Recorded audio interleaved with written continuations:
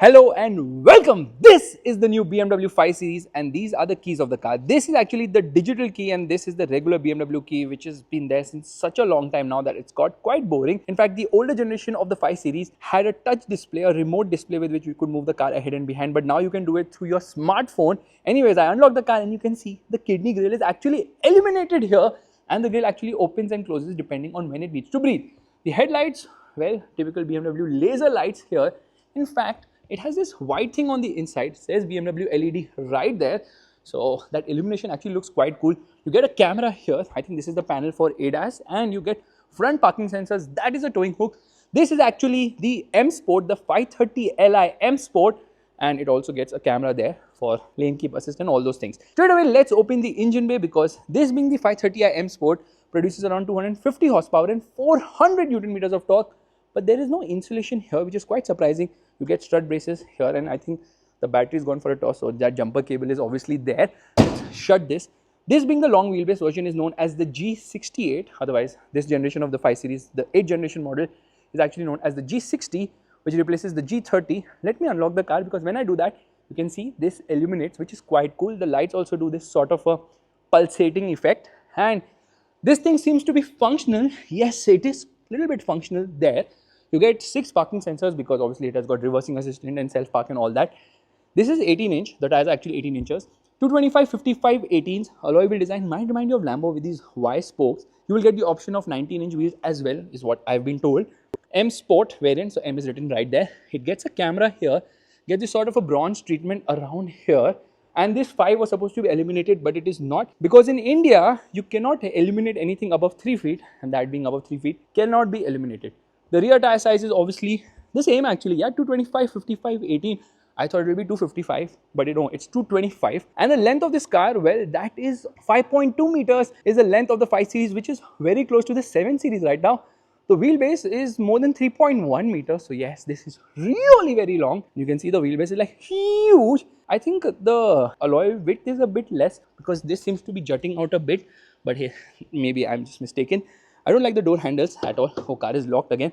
Let me unlock the car and you can see the tail lights as well. And there they turn on. This treatment seems a bit heavy. The design has actually gone for a toss. It doesn't look as good as before. I think this is for the rear fog light. Reflector here, 6 parking sensors at the rear. Camera gets the cleaning function too. And the exhaust is actually hidden right below. You get dual exhaust, one on either side. That module is not going to come with the car. That is to keep the battery juiced up. Let's open the boot by pressing a button, and when I do that now, the boot actually opens on its own because it's a powered tailgate. That is the warning triangle, but just 500 liters, which isn't much. Again, the loading lip is a bit on the higher side, and here you can see the spare wheel, which is finished in white because obviously it's a smaller size one, so that is an alloy, but the tire size is like Chintu Mintu, so hoping that you never need to use that. Anyways, I press a button here, and there shuts the boot. In 3, 2, 1, done. Shark fin antenna, high mounted stop lamp is there as well. But the real USP of this car is, it being the long wheelbase, is the space on the inside because it is spacious. And how? Firstly, this thing illuminates, nice treatment there. And the seat doesn't have that much of a recline. It does get these soft pillows though, which is to comfort your head. Door pockets are big enough. This Bowers and Wilkins sound system is actually amazing. 18 speaker system gets illumination here. But what? No sunblind at the rear. The door is like huge. The window is also like quite long. Yeah, well, that's what she said. And space is also quite impressive. But under that support could be better. Headroom seems adequate enough. It gets a massive panoramic roof, but this one does not open. It's a fixed glass roof. What is this at this price?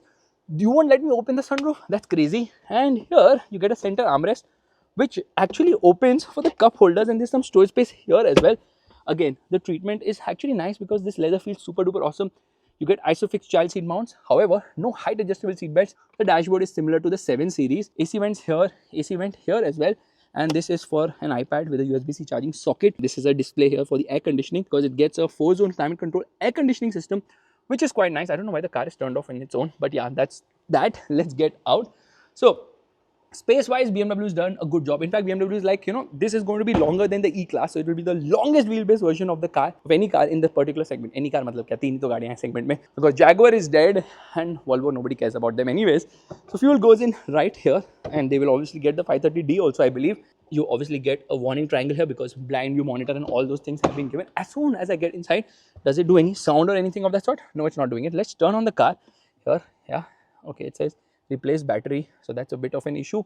This is a 14.9 inch screen. It is actually the curved screen, 12.3 inch screen here. There is no heads up display, auto dimming obviously, and here you get a mirror and light. Yeah, it's working. I don't understand why the sunroof does not open. I'm still stuck at that. Meanwhile, how do you open the glove box? By pressing this button here. And the glove box is also chinto minto, not that big. What is this treatment? It looks a bit amateur. Anyways, I'm going to turn on the hazards because obviously the interaction bar is here, which looks quite cool. And you get memory seats. You can save up to 2 people's settings as well. Ambient lighting is actually very cool in this car. Let's turn this off. One of them is a wireless charging pad. I think this one is a wireless charging pad. Some storage space here. 2 USB-C charging sockets right there. And you get this crystal iDrive controller. iDrive 8.5 is what it gets. This is for the gear selector. This is the engine start and obviously electric parking brake, auto hold and all that. Volume controller has this nice crystal effect as well. Some storage space here with a 12-volt charging socket, and there's a light here as well. So the interior is actually quite impressive because it's similar to the 7 series. Buttons here for the cruise control. Here I think it's for the audio system, and this is for the paddle shifters. It has this boost mode as well. Obviously it gets plenty of features. So let's do one thing. Let me actually shut the door and let's try and turn on the car. Why does the car not turn on? Because the battery is gone for a toss. Okay, now it is turned on and it is super duper refined. I noticed the lights were moving all over the place. So this screen is very good, high resolution. Air conditioning is obviously very good, but the AC vents are actually hidden. So how do I operate the air conditioning? I actually get into the air conditioning menu from here and then I shut it off. So it's a little complex, you know. They could have just made it easier. Just shut everything right now. Okay, very low. Okay, whatever. So it can get a bit complex to operate this particular screen. I'll get into reverse. So that is a reverse parking camera. It gets obviously multiple views for the reverse camera as well, 360-degree view and all that. So you just turn off the car. As soon as I do that, it says activate pre-cooling. Let me turn on the indicators. I turn on the indicators to show you how they work, but then the car decided that enough is enough. Let me turn off myself. So that's a bit of a problem. Okay, I'm just turn. Okay, unless and until I don't turn on the car, I can't see anything. So a lot of stuff in this particular screen because obviously it has massively amazing navigation, and I'm just going to come into the widgets here. Android Auto, Apple CarPlay, both of which are actually wireless here. Spotify is there. My modes, obviously seat comfort. What does it let me do? I think it lets me do seat ventilation. Does it? Yeah, seat climate control. Let's get into that. Okay, why is it so complex? Why can't I just select what I want straight away? Why do I have to go into multiple menus here? That's something I simply don't understand. That is obviously the weather menu here. Interior lighting is actually quite cool because it has got multiple colors for the ambient lighting, and I can increase the brightness here. And see, they are I think 10 or 15 colors, still shy of what Mercedes offers. So Mercedes definitely offers a lot more. Here I can get into other settings like, you know, exterior lighting and all those things. Parking, because it has got self park and all those things as well. So yeah, this is obviously a very loaded system and it's not that difficult to use because yeah, the usual bits right there. Interior camera, there's a camera on the inside as well. Where is the oh, there it is. Oh my goodness, what are you adding, BMW? Hello. So now you can take selfies on the go. So that's a crazy thing to have. Now I'm not able to find air console because this car will now obviously have in-car gaming. I think BMW is still figuring out that stuff, but that will also be there. Now when I get into my modes and I actually change the drive modes, now I change the cluster design as well. So here are the various modes which are a little gimmicky. So I get into sport mode and then it changes here, and then I will obviously change the mode again and I'll get into efficient. It changes here, changes the whole theme, expressive. So again, nothing new. This is something we've seen in a lot of BMW cars. But what is this digital art? I still can't get over digital art. Okay, rear parking sensors are activated right now. I will replace the battery. Don't worry. I'll get a Duracell battery and replace it. It actually changes the ambient light color as well when you change the drive mode. So that's also cool. Now, I did silent. So it's shutting the sun blind on the top. What? Sound comes from there or what? That's a bit quirky in this car. Let's actually get into sport and then I think this will become red and all that stuff. Let's actually turn off the car. When I do that and when I open the door, it doesn't do anything at all. Yeah, so let's shut that again. So anyways, I hope they had given a better key because the same key now I've seen in BMW cars since a long time, and for a car which costs rupees 1 crore, the key feels a bit cheap, light and very plasticky as well. Plus the design of the car is something I don't like. I love the interior. Key card is active, which is a good thing obviously. Beautiful ambient lighting, amazing audio system. Steering wheel has this flat bottom treatment, says M here. You can see the illumination here as well, which is a bit different. And it was supposed to get this 31.3 inch cinema display with 8K resolution and all that, which is there in the 7 series, but it's not come. They are like, we will see later if you want to give it or not, because they are like, agar chal gayi gaadi to kya zarurat hai dalne ki, nahi chali to then we can definitely look at giving it as well.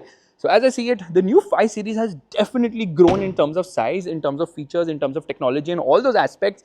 But in terms of winning my heart, not really, because I still think the older G30 model was amazing. The previous one, the F10 before the G30, was even better. And the E60 is my absolute favorite, because that version of the M5 actually got, yes, that's right, a V10 engine. So M5 will also come here with a V8 engine, hopefully not like the XM, and will have a soul of its own.